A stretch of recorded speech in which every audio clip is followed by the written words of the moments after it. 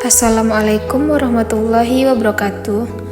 Perkenalkan, saya Geza Kistifa dengan NIM 23091326110006 dari Prodi S1 Administrasi Rumah Sakit. Baiklah, di sini saya akan menjelaskan materi tugas keharsian. Berkiprah di bawah nama besar Universitas Muhammad Natsir, berkarya meraih ridho Allah. Mengenal sosok pejuang Muhammad Natsir, dai pemandu umat. Muhammad Natsir Datuk Sinaru Panjang lahir 17 Juli tahun 1908 di Kampung Jembatan Bau Kia Alahan Panjang, Kabupaten Solo, Provinsi Sumatera Barat. Anak ketiga dari 4 bersaudara, ayahnya Idris Sultan Saripado, seorang juru tulis kontrolir di masa pemerintahan Belanda. Ibunya Khadijah dikenal taat memegang nilai-nilai Islam. Natsir belajar pada sekolah rakyat di Maninjau berbahasa Melayu ketika ayahnya pindah ke Bekeru, tinggal bersama pamannya di Padang, masuk sekolah His Adabiyah yang dikelola Dr. Haji Abdullah Ahmad. Ketika di Solo dibuka His Negeri, Natsir dipindahkan ke His Solo. Tinggal dengan Haji Musa, saudagar yang cukup terkenal di daerah Solo. Sore hari ia mendalami pengetahuan agama di Madrasah Diniyah Solo. Malam harinya belajar mengaji Al-Quran dan bahasa Arab di surau 3 tahun di Solo. Setelah itu ia pindah ke His Padang. Keberhasilan gerak pendidikan ditentukan oleh kerapian nizam organisasi, perangkat dan peralatan halakohnya, cara penyampaiannya, serta kurikulumnya. Pendidikan didukung oleh penguasaan kondisi umat, tingkat sosial, budaya umat yang dibaca dalam silabus halakohnya. Tokoh cerdas, ketika menamatkan HIS, ia meraih prestasi istimewa, diberi kesempatan melanjutkan ke Mulo.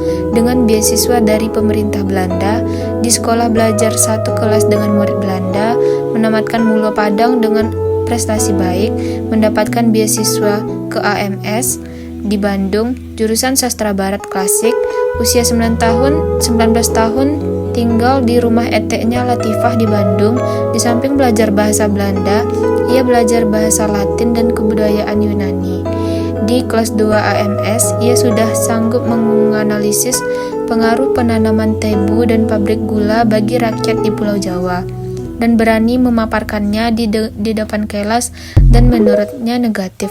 Sebagai seseorang yang hidup dalam suasana tradisi religius yang kuat, ia menilai pola pendidikan penjajahan Belanda tidak sesuai dengan harapan bangsanya.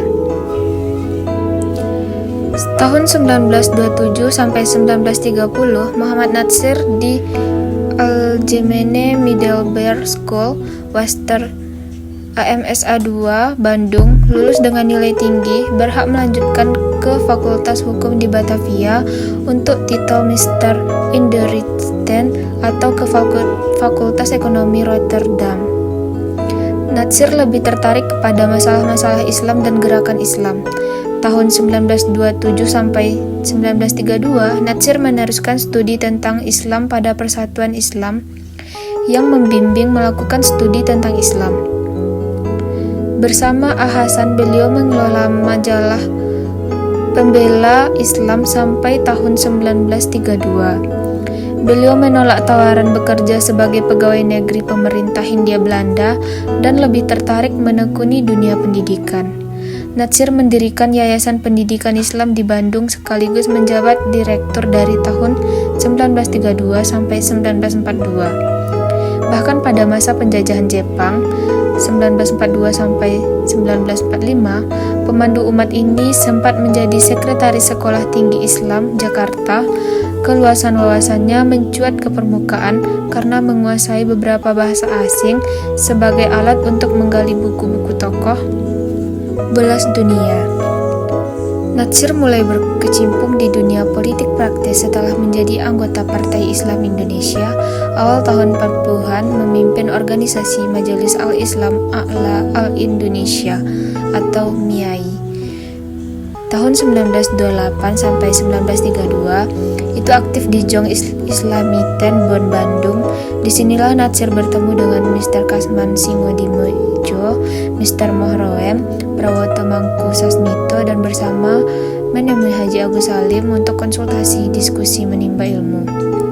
Di sisi pula ia bertemu dengan Nur Mahar, aktivis Pandu Putri Natipif yang kemudian dinikahinya di Bandung pada 20 Oktober tahun 1934 serta menjadi teman pendamping hidup beliau dan perjuangan beliau sampai akhir hayatnya.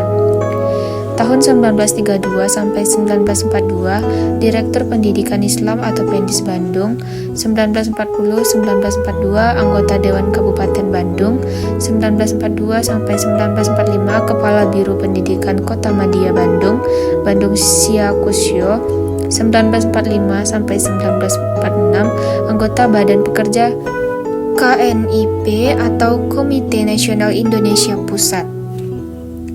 Kiprah Natsir menanjak ketika menjadi anggota KNIP tahun 1945 sampai 1946. 1948 ditunjuk menjadi Menteri Penerangan Republik Indonesia. Prestasi spektakuler Natsir terekam dalam sejarah. 1950, Indonesia berstatus RIS sebagai produk dari KMB. Natsir melontarkan skotemen yang dikenal dengan model integral Natsir. Implikasinya Indonesia yang menjadi 17 negara bagian kembali ke NKRI. Soekarno mengangkat Natsir sebagai Perdana Menteri RI.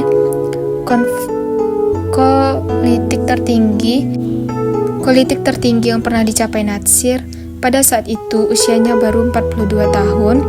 Tahun 1952 kunjungan ke beberapa negara di Timur Tengah. Puncak pemimpin Partai Masyumi. Tahun 1950 sampai 1958 anggota Parlemen RI dari fraksi Masyumi.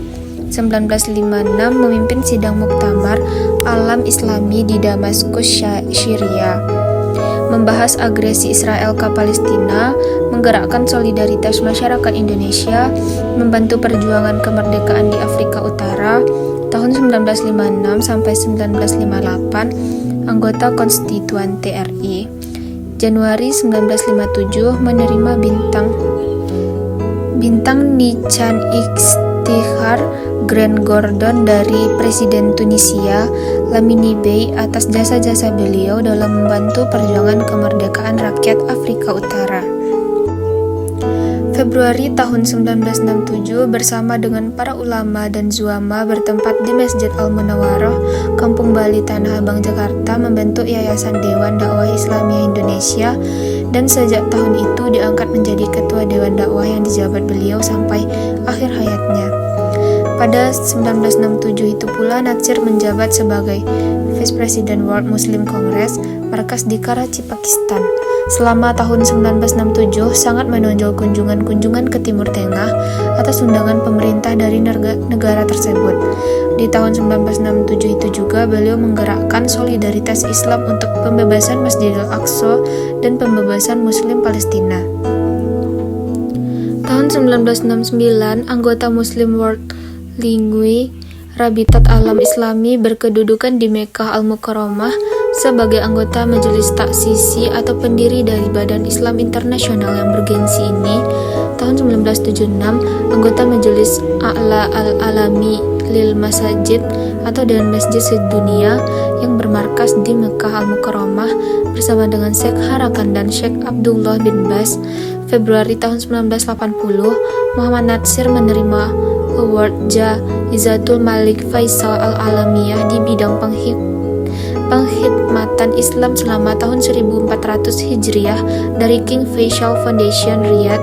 Penghargaan sama juga diterima oleh Syekh Abdul Hasan An-Nadwi. Mungkin beliaulah simbol paling tepat manusia sintesis intelektual ulama yang menjadi ciri khas sejumlah tokoh di sekelilingnya. Tidak kurang pentingnya adalah kemampuan menyelami makna yang tersirat di balik yang tersurat.